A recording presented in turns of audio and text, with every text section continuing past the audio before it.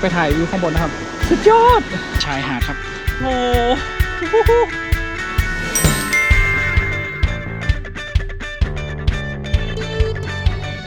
หลังจากที่ตกลงราคากันเราก็จะนั่งรถเพื่อที่จะไปดูน้ำตกลีพีใช่ไหมครับแล้วก็ไปไหนต่อนะดูปลาโลมาไปหางก้อนอันนี้คันละจักกีบนะ70,000เท่ากับครับมาเราก็จะเดินทางไปกับเอื้อยเนาะคันข้างหน้านี่ก็จะเป็นคุณนั้นแน่น้องแป้งแล้วก็น้องนานำเราไปละเราจะนั่งกับครัวคุณเอี้ยงเพื่อที่จะไปดูน้ำตกลีพีเนาะไอ้เนาะเจอกันนะครับเจอกันไอ้คำเด้อนี่คนเรืองเราหาปลาเก่งด้วยปลาลุยโอ้โหบรรยากาศครับครับคุณเอี้ยงยอดไหมคะยอดเจ้า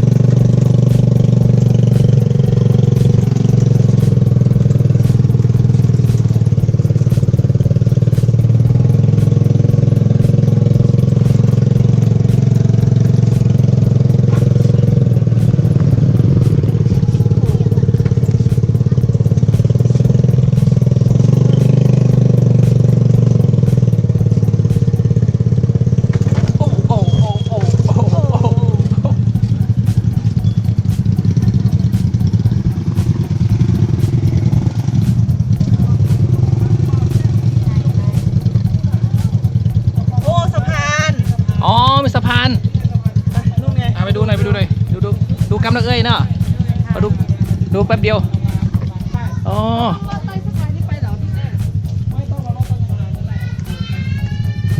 โอ้สะพานฮะ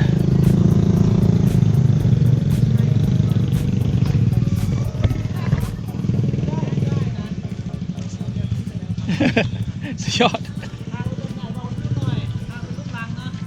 คอนกรีตครับคอนกรีตแล้วครับเทหมดแล้วครับเทหมดแล้วโอ้โหสุดยอดครับ360 องศาบนสะพานให้เพื่อนได้รับชมครับ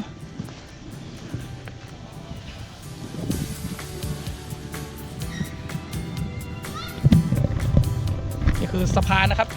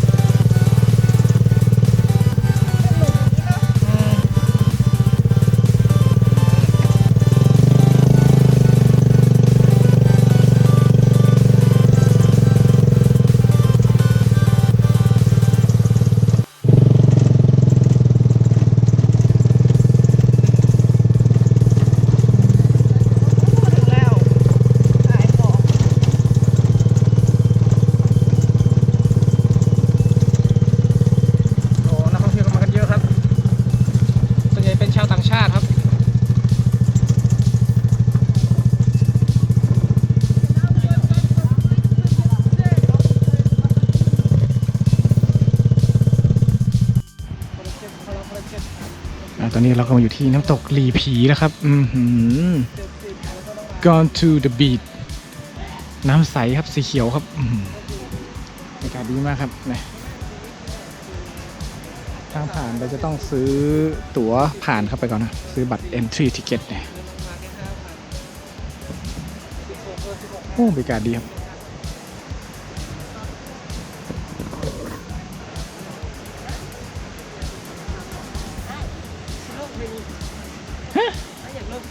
อยากลง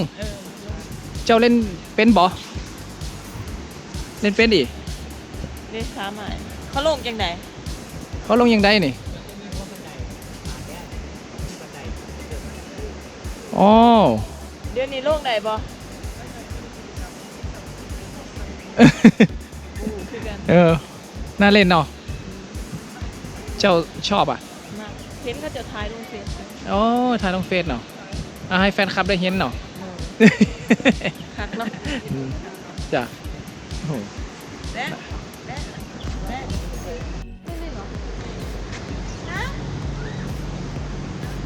โรยตัวถ่ายรูปได้ ใช่ไหมเจ้า โอ้น้องแป้งจามแล้ว เห็นเขาจะถ่ายอยู่ตรงจุดอ๋อขึ้นจากน้ำนี่แหละขึ้นจากน้ำนี่แหละแล้วอยู่ตรงกลาง ใช่ ไปจังไหนนั่นไงนี่หรอคะไปจังไหน น่าเล่นนะน้องแป้งเนาะ มีช่วงรถเพ่ง ค่ะ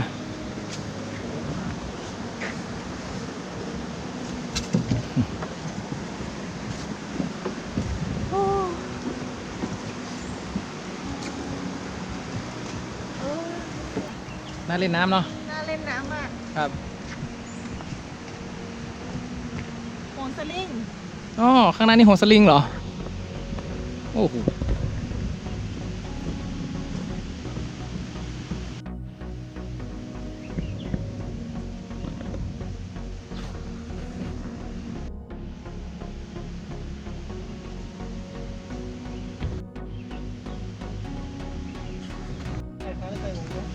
โอ้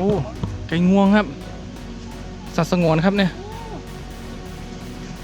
โอ้โห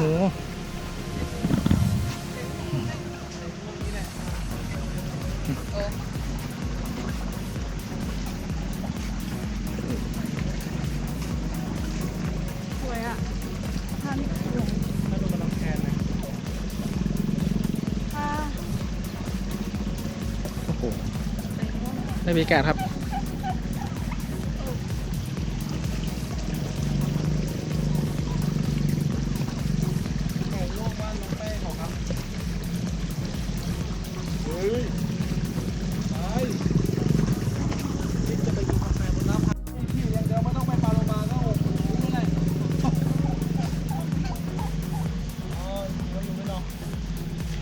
สัตว์มาเลี้ยงเพื่อให้คนเข้ามาเที่ยวชมเนี่ยมันมีห้องน้ำมันพัฒนาเยอะกว่า มีนกยุงนะครับเนี่ย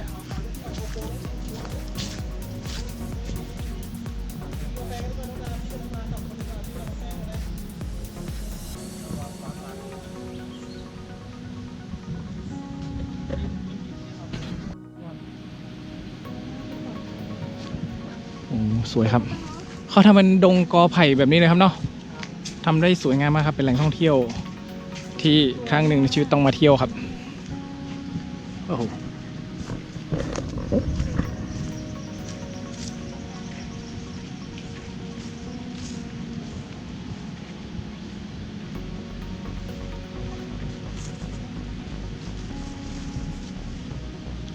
ไงเจ้าสาว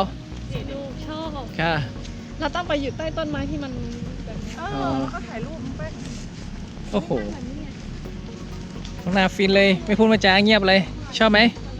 มา มักเนาะมักอยู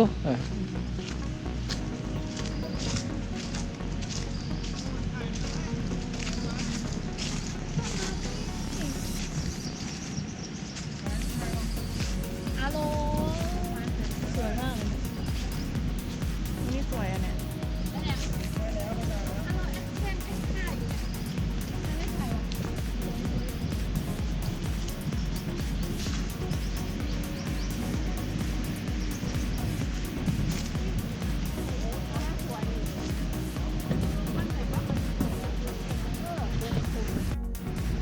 ข้างในมีร้านกาแฟครับอลังการครับเป็นสถานที่ท่องเที่ยวที่ รองรับนักท่องเที่ยวได้อลังการมากๆครับเนาะแล้วก็เราจะไปดูน้ำตกอยู่ข้างหน้านี่ครับโอ้โหนี่อันนี้ก็ขึ้นไปชมวิวหรือเปล่าเนี่ยไม่ใช่เครื่องเล่นเครื่องเล่น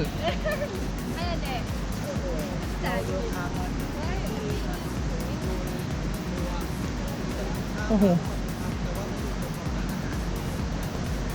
ตกสวยงามมากครับนะโอ้โหกังหันน้ำ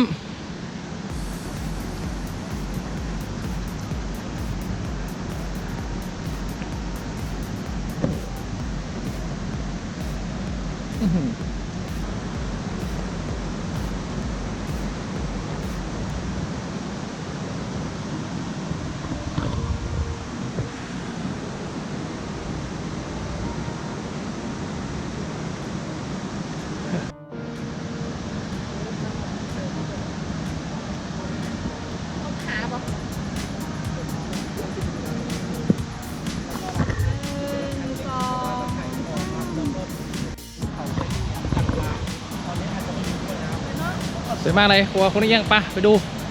โหนี่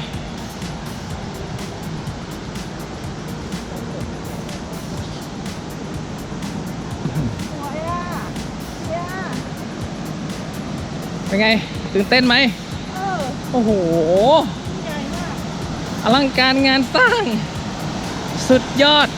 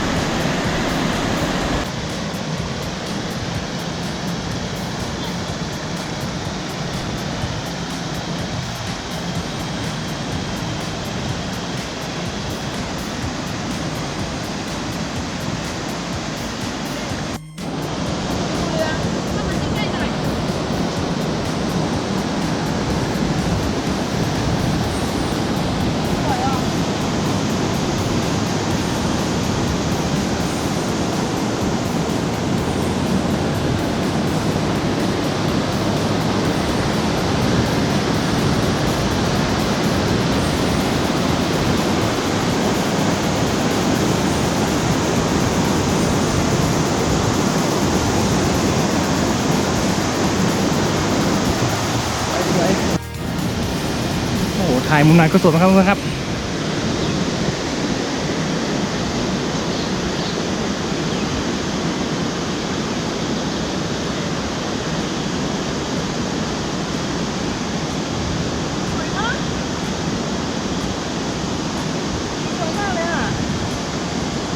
เข้าอยู่ในกล้องสิ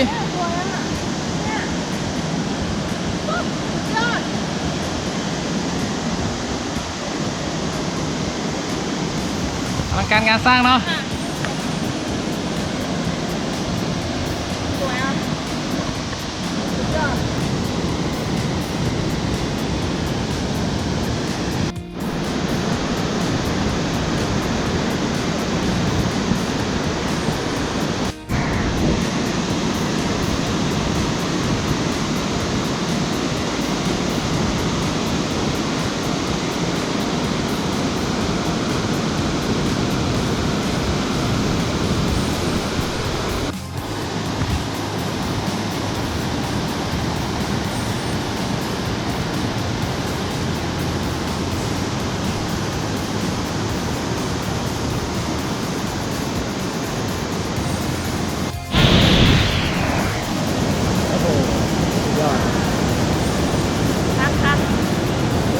มวนหลายเนาะ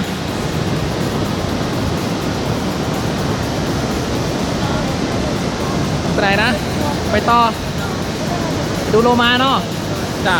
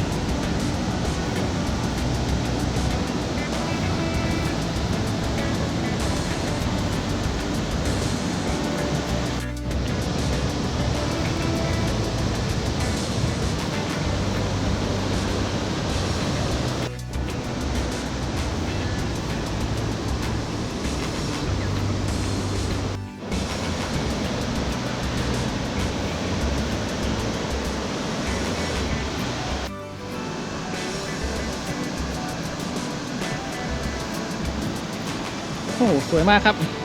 ถ่ายมุมไหน ไม่สามารถที่จะปิดกล้องได้ ผลสลิงอ่ะ อ๋อ ครับ ตรงนู้นเลยอ่ะ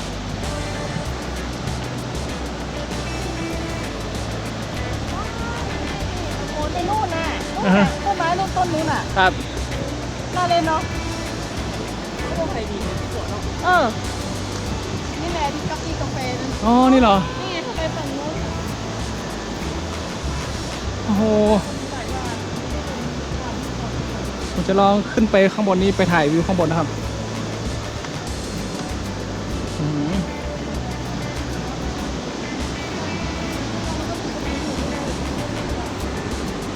โอ้โห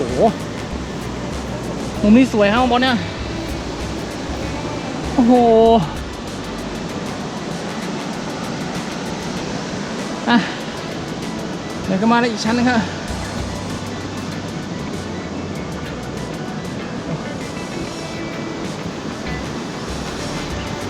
โอ้โห สุดยอด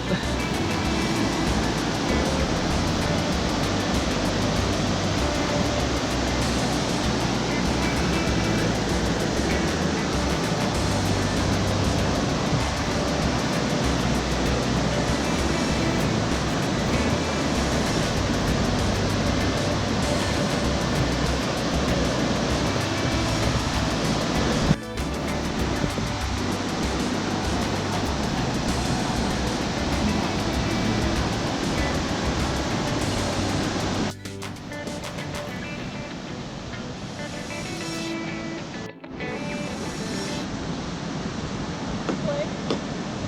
เอาไปหมดเลยค่ะ สุดยอดเนาะ ทุกรอบทุกมุมที่ประเทศไทยเพื่อนเอาไปเดินชม สวยเนาะเอ้ย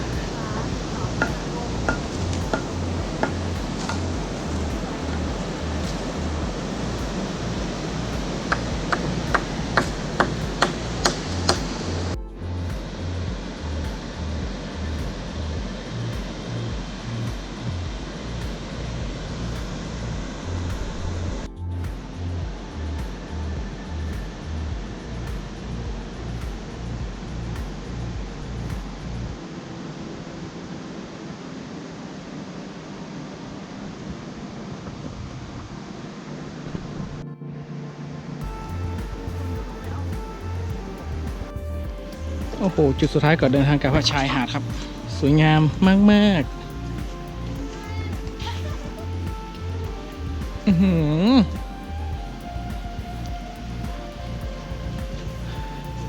อลังการงานสร้างมากครับเนี่ย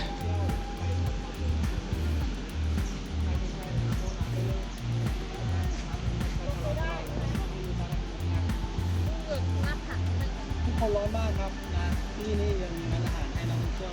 ได้มาพักกินอาหารแล้วก็ดื่มดื่มนอนของคน โอ้โห ติดน้ำเลยค่ะสัมผัสแม่น้ำเลย สุดยอดเนาะ จะเดินลงไปไหม โอ้โหป้าเดินลง โอ้โหป้าคุณยังจะพาชมชายหาดก่อนจะไปดูปลาโลมาครับอ่ะอึ๊บ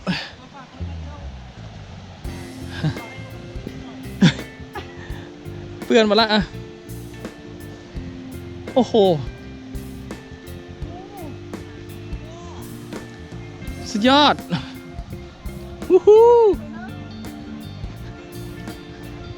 คุยนอกเดี๋ยวขอแค่ เออ ใส่สวยมากเลยอ่ะ โอ้โหวู้ฮู้ ได้ค่ะสวยอ่ะสวยมาก สุดยอด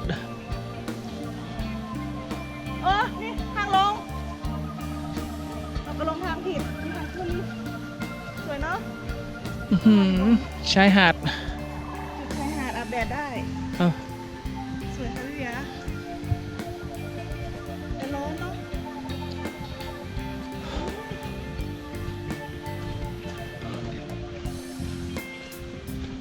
โอ้โห